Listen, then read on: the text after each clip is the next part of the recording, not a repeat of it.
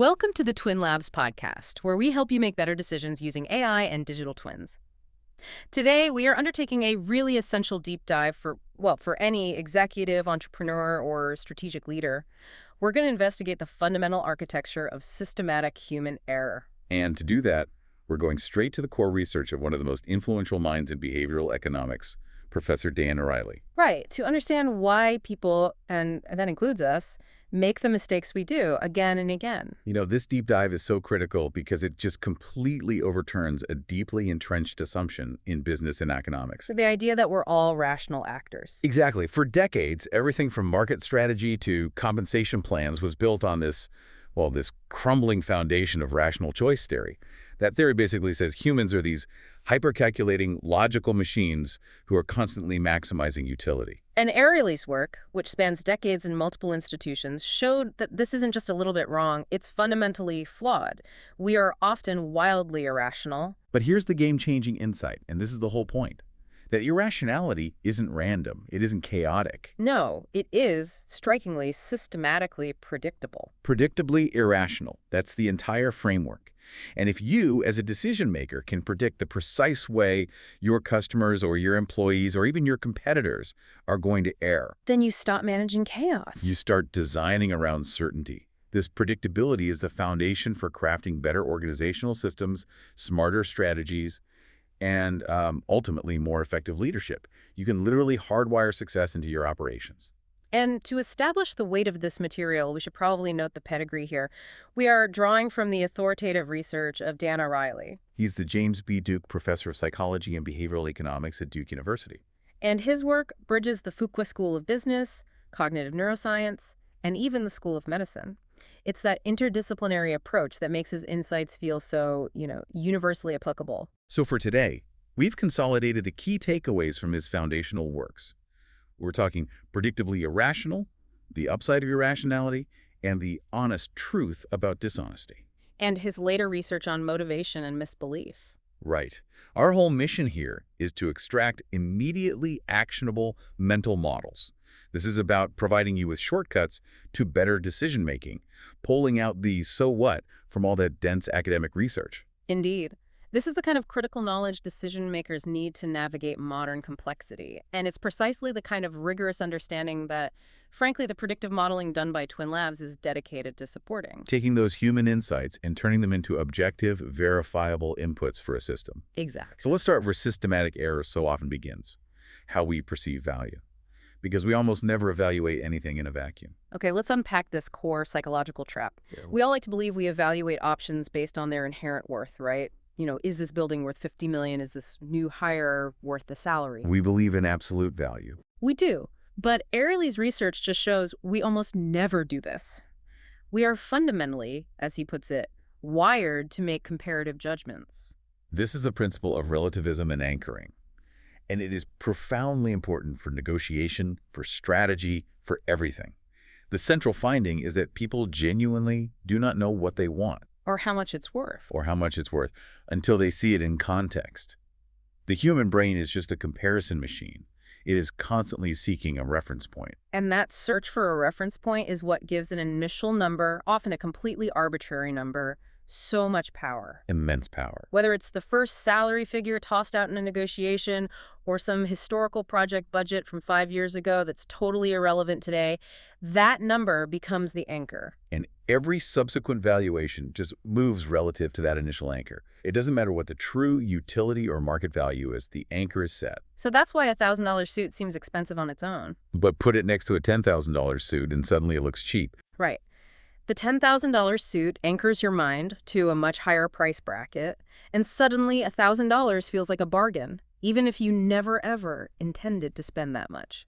Your whole frame of reference is just shifted. So if you're a decision maker and you're presenting strategic options or budget proposals or CapEx requests, the other alternatives you include on that list are not neutral. No, not at all. They are intentionally or unintentionally creating the frame of reference that is going to shape the final choice. Yeah. This is moving way beyond simple persuasion. It's psychological architecture. So how would you use that practically? Okay, let's say you want your team to approve a $2 million project.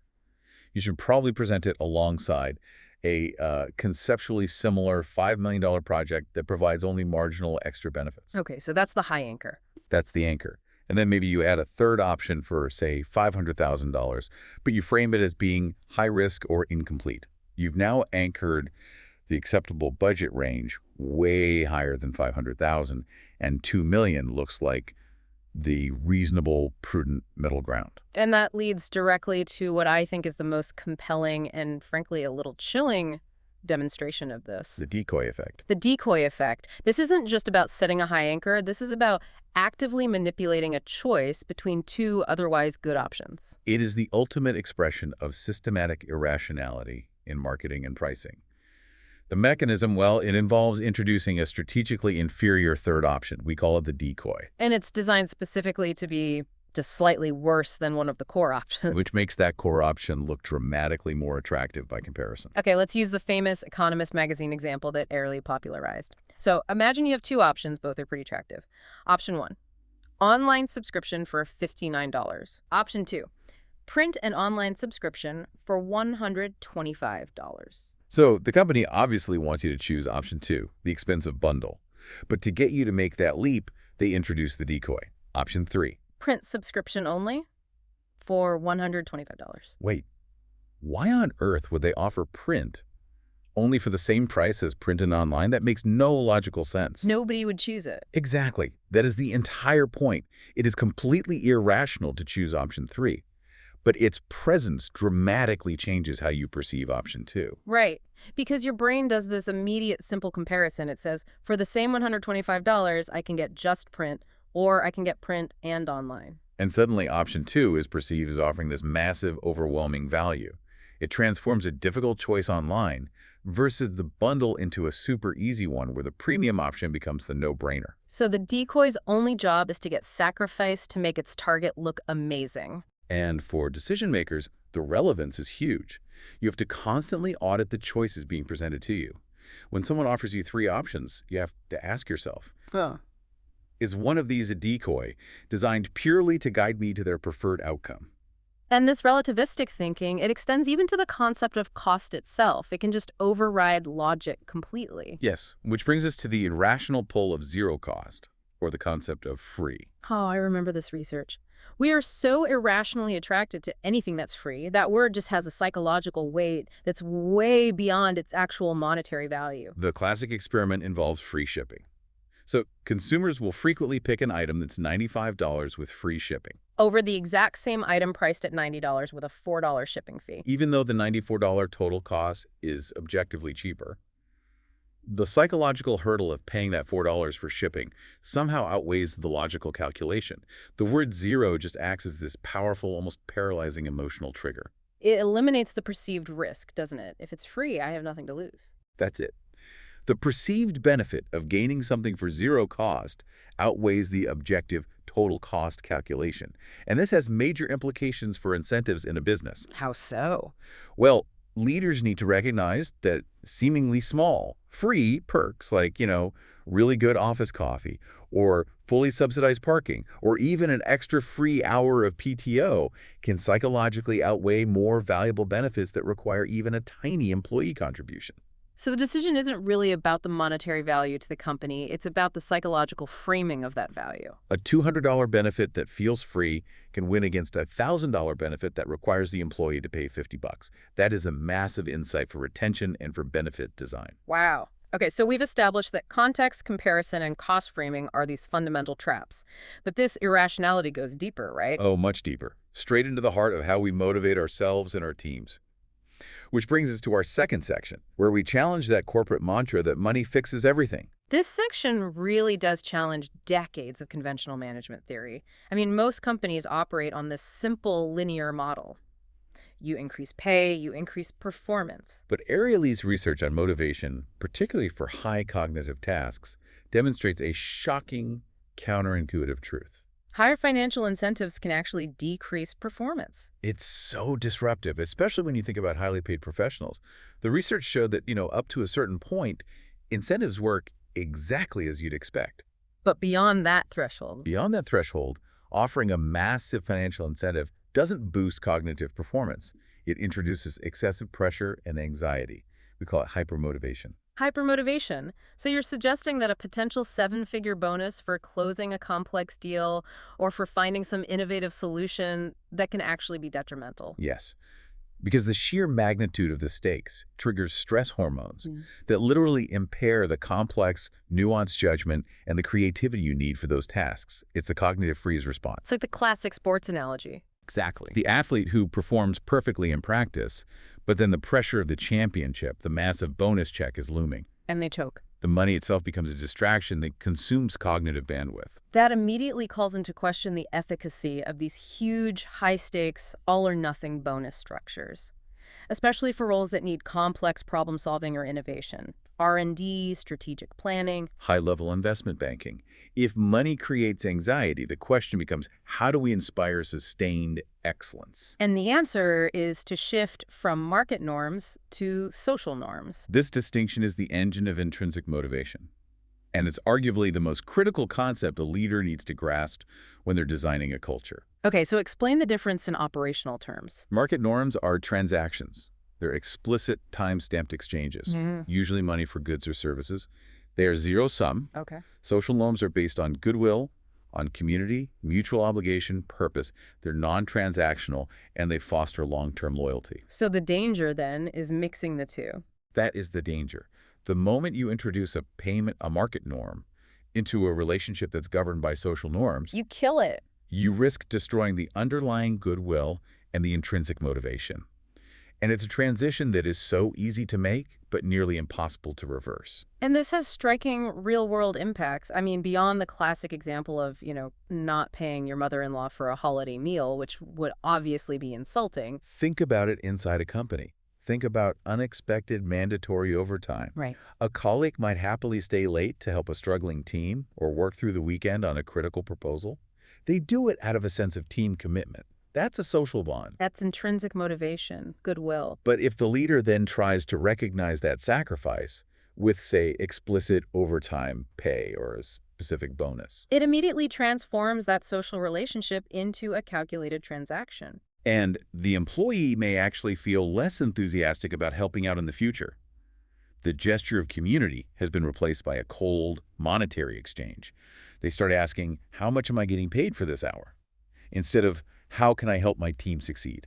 So the transaction reduces overall collaboration. It does, which means leaders have to consciously foster environments based on social bonds and shared purpose, not just a series of financial transactions.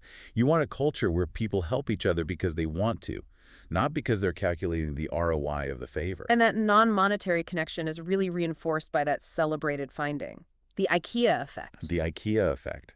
Labor leads to love. It's one of the most delightful insights in behavioral science. It really is. It captures this mechanism where we systematically overvalue things or solutions that we've invested our own personal effort into.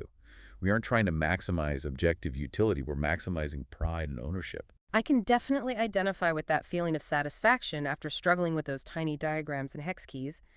That cheap bookshelf I built myself suddenly feels more valuable than some expensive pre-assembled one I just bought. And the organizational application is immense, especially in high-stakes areas like change management or technology adoption. How so? Leaders often hire external consultants to deliver the perfect pre-made solution, right? A new software platform, a restructured department. The belief being that if the solution is objectively perfect, the implementation should be seamless. But that perfect pre-made answer minimizes the team's effort. And by minimizing their labor, the leaders also minimize the employee's subjective valuation of the outcome. The team sees it as the consultant's plan, not our plan. So the paradoxical application is, to create ownership and engagement, you have to intentionally involve employees in designing the solution. Even if it takes a little longer or results in a solution that's 95% perfect instead of 100% perfect, the ownership created by that labor makes the final outcome stick. Participation creates ownership. Labor leads to love.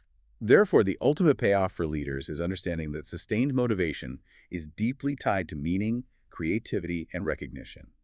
All things that are cheaper and, ironically, more effective than purely monetary rewards for cognitive labor.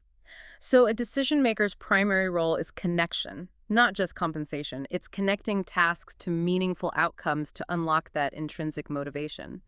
The engineer isn't just coding a future, they're enabling a critical client capability. That meaning is a most powerful fuel. And now that we've established how context shapes value and norms shape motivation, let's pivot. Let's look at the predictable flaws in our ethical and financial judgment. Moving on to ethics and finance. Ariely's work in The Honest Truth About Dishonesty presents a view of human integrity that is, well, it's both cynical and hopeful. How so? He shows that most people are not, outright sociopaths, but they're consistently, reliably dishonest in small, manageable ways. This is the concept of the fudge factor. It's this psychological Goldilocks zone. Most of us want to benefit from being a little dishonest, but we also want to maintain our positive self-image as moral, upstanding individuals. So the fudge factor is the space that lets us cheat just enough to get a benefit, maybe $10 or $50, but not so much that we shatter that self-image. It's a really delicate balance. We rationalize the small cheat. We categorize it as an accident or borrowing or a minor poke, Yeah. instead of just calling it what it is, theft. And that creative rationalization is what enables the dishonesty to happen without us feeling shame or cognitive dissonance. And this is where the research takes a really fascinating turn, especially regarding creativity. Ariely's work suggests that creative people are actually much more likely to bend the rules and be dishonest. Wait, really? More than non-creative people, you'd assume intelligence or just opportunity would be the primary drivers. Well, opportunity matters, of course, but when tested, intelligence was not correlated with dishonesty. Creativity was. The mechanism is simple. Creative people are just inherently better at constructing elaborate, compelling narratives. Just like creativity helps them envision a new product, it also helps them develop original justifications that let them rationalize questionable behavior. So they can still see themselves as honorable. They can construct a story that makes the cheating seem necessary or deserved or harmless. So they successfully convince themselves they haven't violated their own moral code, even when they clearly have. They just tell a better story about it. That is a truly troubling insight for leaders relying on the integrity of their most innovative talent. It means you have to design organizations that minimize the opportunity for this kind of rationalization. And this need is compounded by another key finding. The role of non-monetary objects. Yes. Cheating just increases dramatically when the object isn't cold, hard cash. I remember this. In the experiments, when subjects were given tokens they could later exchange for cash, they cheated at much higher rates than when they were dealing directly with money. The psychological distance from money just seems to ease the moral burden. Stealing a pencil or padding a mileage report or taking home office supplies, it just feels less morally weighty than taking $20 from the petty cash box. And that leads to a massive societal implication. Ariely speculated that the shift to a cashless society where everything is digital, on corporate cards or apps, might cause our moral compass to slip even further. If we feel less connection to the physical dollar, the fudge factor just gets bigger. And this realization requires leaders to shift from reactive surveillance to proactive environmental design. We have to design for honesty. Exactly. So what are the most effective, simplest interventions, the moral reminders that can counter this fudge factor? The research showed that really simple interventions work remarkably well because they force an immediate, top-of-mind connection to your own morality. Like the signature placement. Right. Requiring signatures before submitting expense reports or applications rather than after significantly reduced cheating. Signing first forces you to commit to the integrity of the document before you have the chance to rationalize adding something questionable. It provides that moment of moral reflection. And similarly, just posting ethical standards or the company's core values prominently in a room can serve as an effective reminder to keep honest people honest. And we also have to account for the impact of fatigue on our ethical choices. This links back to cognitive load, right? The concept of ego depletion. Ego depletion is a critical organizational factor. Resisting temptation and maintaining strict moral consistency requires a lot of mental energy. Self-control is like a muscle. If you use a lot, it gets tired. And when people are mentally tired, ego depleted, their capacity for self-control just plummets. Which means they become more susceptible to temptation, to impulsive decision-making, and to potentially dishonest choices. So leaders have to be intensely conscious of decision load and fatigue, especially when they're expecting ethical vigilance. Precisely. A long, stressful day of complex negotiations is exactly when an employee might be most susceptible to padding an expense report, or rationalizing a conflict of interest, or just cutting a moral corner. So you can't train ethical behavior in a vacuum. You have to design the workflow to be conducive to good choices. Absolutely.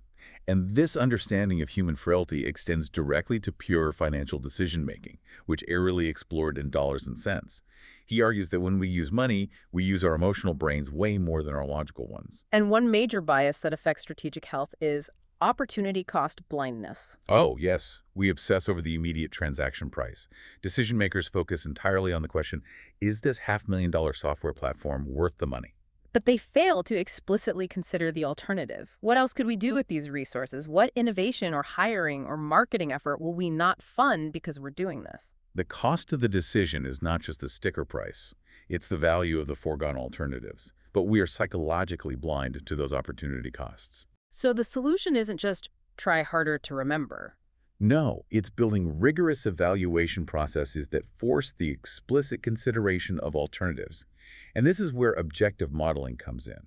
The predictive models developed by Twin Labs, for instance, are so valuable because they provide these objective, unified views of resource allocation. They force you to acknowledge and quantify that opportunity cost. Another powerful financial bias is mental accounting. Right, the tendency to treat money differently based entirely on its source or category, even though dollar is always a dollar. In our personal lives, we treat a tax refund, a windfall, much less carefully than our earned salary. In an organization, this plays out through budget categories. Revenue from a surprise acquisition might get allocated much more loosely, maybe on riskier projects, than revenue that came from core operational savings. It creates these huge distortions in strategic planning, all because of how the money is labeled in our heads. And finally, there's the pain of paying. The key here is friction. Payment methods that drastically reduce friction corporate cards, auto renewals, contactless payment. They also reduce the psychological discomfort of spending, Which predictably increases our willingness to spend. both personally and organizationally. This is so critical for CFOs designing internal financial controls. Reduced friction might increase customer sales, sure, but it also increases spending on internal expense accounts. Leaders have to factor in that psychological reality, that reduced pain of pain. And that mechanism is why a platform like Twin Labs emphasizes transparent, automated tracking. It turns that abstract spending into clear, verifiable data. Okay, so we've established the architecture of decision error, but now we have to zoom out to what happens when this irrationality takes root on a mass scale. Especially in environments marked by complexity and intense distrust. Ariely's most recent research, detailed in his book Misbelief, is a really timely pivot. It addresses what happens when systematic irrationality leads to large-scale social dysfunction. The core question is profound. What makes otherwise rational, intelligent people embrace completely irrational beliefs? Things like widespread conspiracy theories or outright denial of verifiable facts. This research is just essential for leaders who are trying to manage stakeholders, public perception, or even internal resistance to change. Ariely captures his findings in this concept of the funnel of misbelief. It's a comprehensive, and he calls it a devastating psychological mechanism that takes advantage of our cognitive and social vulnerabilities. And the key insight here is that vulnerability to the funnel is universal. It is not about intelligence. It is about circumstance. Anyone who experiences a high degree of certain types of stress is susceptible. The funnel has 4 interlocking elements, and it starts with the emotional component. Stress. It's stress, Yeah. particularly stress related to profound uncertainty, economic instability, rapid technological change, job loss. It creates an intense psychological craving for a story that explains what is happening. People cannot tolerate chaos. They start seeing patterns, even in white noise, just to regain a sense of control. And when you're seeking explanations for bad or confusing events, it is psychologically so much easier and more satisfying to find a single identifiable villain than it is to accept systemic, complex, or random causes. You need a them. Seeking a villain helps people regain a sense of control.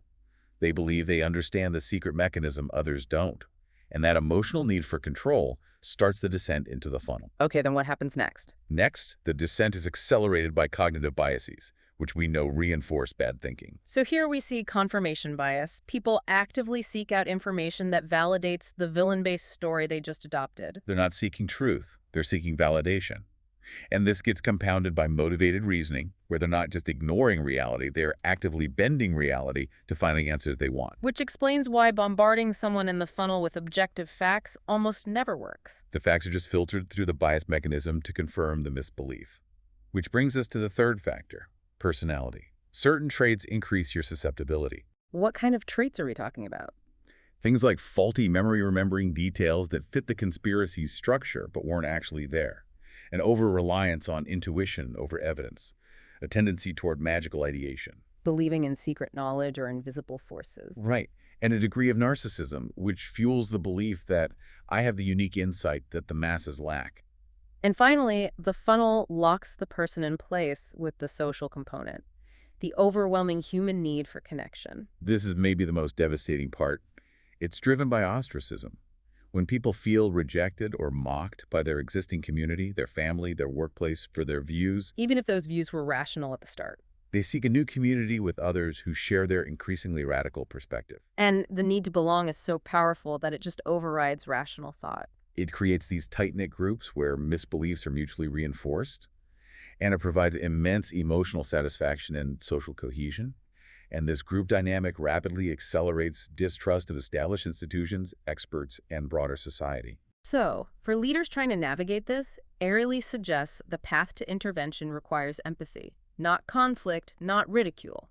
You cannot lead with logic when the issue is fundamentally emotional and social. You have to first address the emotional root, the stress and uncertainty people are feeling, before you present data. Because dismissing their concerns as irrational just pushes them further into the misbelieving group. You have to prevent people from falling further into that funnel by showing you understand, by validating their stress, and by building trust. And this is so key for using sophisticated tools like those developed by Twin Labs to foster alignment. Because the best data in the world is useless if the audience fundamentally refuses to trust the source. Okay, that pivot from individual error to mass psychology is profound. So how do decision makers synthesize all these lessons? How do we protect our own decision-making process from these flaws? Well, synthesizing everything we've covered, from decoy effects to ego depletion and the funnel of misbelief, the overarching lesson for leadership is clear. You have to design organizations around how humans actually behave, not how theory says they should behave. You need systems that work with our predictable irrationality, not against it. And this leads directly to an actionable strategy. Step one is to conduct a rigorous behavioral audit of your current systems. What does that mean, practically? It means identifying every single point where your current policies assume perfect rationality. Where are your compensation systems based purely on outcome without accounting for hypermotivation? Where do your compliance policies rely on sustained ethical vigilance despite high levels of fatigue? Where do budget systems encourage mental accounting? You find those assumptions of rationality and you flag them as high-risk areas. Step two is embracing empirical testing. Behavioral economics is an empirical science. Run small, measurable experiments. Exactly. Test altering default options in retirement plans. Change the timing of your communications. Restructure how incentive packages are presented. And measure the results to see what actually works in your specific context. And step three, which connects it all, is to build behavioral awareness into the entire leadership culture. These insights have to inform strategy, hiring, product design, everything. Everyone needs to recognize that the human element isn't a bug in the system. It's the core feature of the system itself. Now, before we conclude, we really have to address the critical context surrounding some of this research, what you've called the integrity paradox. We do. Behavioral science gives us powerful tools, but its very credibility relies on data integrity. And this is an area where the field has faced some very serious, very high-profile challenges. We're referring to the data integrity scandal involving the influential Signing First study, which was a cornerstone of Ariely's work on honesty. It's crucial we discuss this transparently. It is. This study, which claimed that signing an honesty pledge at the beginning of a form significantly reduced cheating, became globally influential. It was adopted by governments, financial institutions, insurance companies. It was a perfect, counterintuitive finding. Simple, cheap, and supposedly very effective. However, the study was retracted in 2021. External investigators found massive irregularities in the underlying data. The irony is just stark. The core data, which was supposed to prove a point about honesty, was proven to be fabricated. Investigators noted a specific glaring statistical impossibility, The mileage claims showed a uniform random distribution. which means every mileage number was equally likely. But real-world mileage data, which is influenced by driving habits and roads, should follow a bell curve or something like it. The data was statistically perfect, but perfectly impossible for real human behavior. It was evidence of fabrication. Yes. Now, this incident is the ultimate lesson in critical thinking for any decision maker. The Duke investigation ultimately concluded the data had been falsified, but, and this is important, they explicitly found no evidence that Ariely knowingly used fake data. So what does this tell us about all the insights we've just spent this time discussing? It teaches us prudence. The core conceptual frameworks, the Fudge Factor, the IKEA effect, the decoy effect, they have robust empirical support from dozens of replications. Their conceptual value remains high, but leaders must approach specific, highly counterintuitive data claims, especially those that promise a cheap, magical fix with measured skepticism. You have to verify the empirical foundation before you roll it out company-wide. Yeah. Audit the source. Precisely. The systematic nature of irrationality is the core truth. The challenge is ensuring the evidence we use to combat it is beyond reproach. And that need for reliable, unbiased metrics and predictive accuracy, which removes human bias and data irregularities, is exactly why so many organizations are now relying on objective measurement platforms, like those provided by Twin Labs Technologies. This critical appraisal of the data is just as important as understanding the psychological biases themselves. Indeed. It closes the loop. We must be predictably critical of data, just as we are predictably irrational in our behavior. As a final thought for you, the learner, we spent time exploring the funnel of misbelief and how stress, uncertainty, and that overwhelming need for social belonging can drive rational people to cling to false, villain-based narratives. So we want you to internalize this vulnerability. Take a moment to conduct a good faith audit of your own most strongly held assumptions about your markets, your competitors, internal processes, even specific employees. Question the emotional source of those firmly held beliefs. Are they serving a rational truth, or are they fulfilling an emotional need for control, for certainty, or for belonging? Recognizing that vulnerability to the funnel of misbelief is universal. Understanding how context, emotion, and social pressure drive others' decisions is your strategic advantage.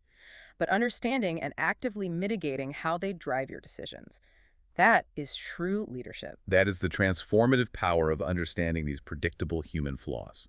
Thank you for joining us today. Visit the Twin Labs website for more business insights.